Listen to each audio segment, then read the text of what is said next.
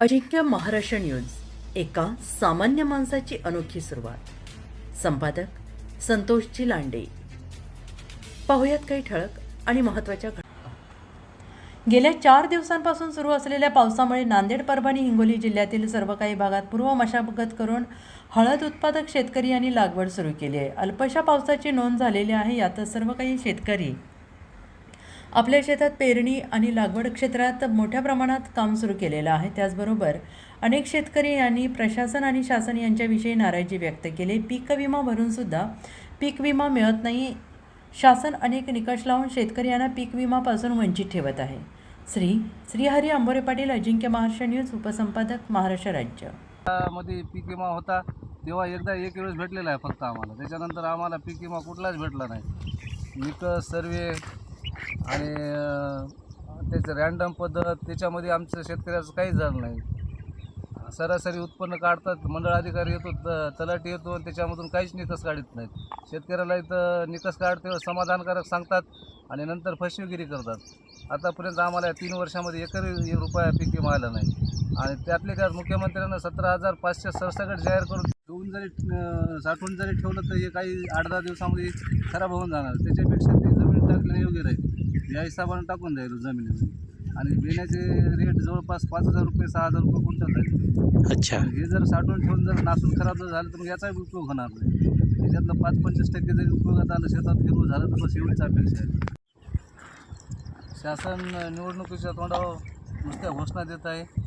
आम्हाला 17,500 विमा अतिवृष्टीचा देवेंद्र फडणवीसनं मंजूर केला होता, पण त्याच्यातला एकही रुपया भेटला नाही. त्यातले त्यात आमचं चुडावा मंडळ पूर्ण विम्यामधून वगळलेलं आहे. चुडावा मंडळ आणि कौलगाव मंडळमध्ये एकही रुपया शेतकऱ्याला विमा भेटला नाही. समजा फसव्या घोषणा आहेत. कर्जमाफी नाही, कर्जमाफीला अटी आहेत, त्याच्यात कोणीच बसत नाही. कुठला शेतकरी 2019ची अट रद्द व्हायला पाहिजे आणि ज्या शेतकऱ्याचे 2019ला माफ झालेले कर्ज त्याचे पुन्हा आता माफ व्हायला पाहिजे. कारण आता शेतकऱ्याला जगण्यासाठी काहीच राहिलेलं नाही. वरून पाऊस नाही. शासन आत्ताच म्हणते पाऊस आला, लगेच म्हणते पाऊस गेला. आणि पाऊस किती भरपूर पडला त्याचा उपयोग होत नाही. त्याच्यासाठी शेतकरी काहीतरी धडपड करून आता थोडेफार का होईना जमिनीची ओटी भरत आहेत. किती दिवसापासून पाऊस नाही? पाऊसच नाही सर. हां उगा अधूनमधून उगत काहीतरी दुबार आल्यासारखं येते. हां अजिबात पाऊसच नाही. उगा रिमझिम येते.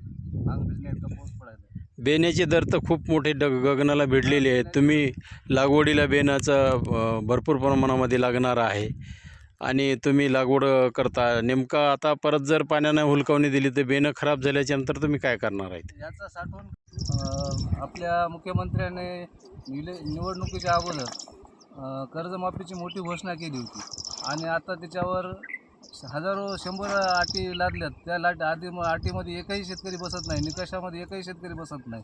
आमच्या पूर्णा तालुक्यातील परभणी जिल्ह्यामधील एकाही शेतकऱ्याचं कर्ज माफ होत नाही असं वाटायला लागलेलं आहे आणि कुठल्याच अटीमध्ये शेतकरी बसत नाही.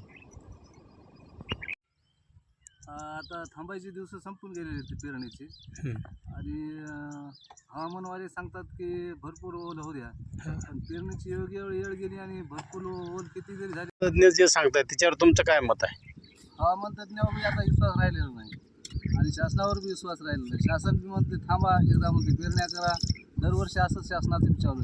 विश्वास कोणावर ठेवा हे काही कळतच नाही शेतकऱ्याला.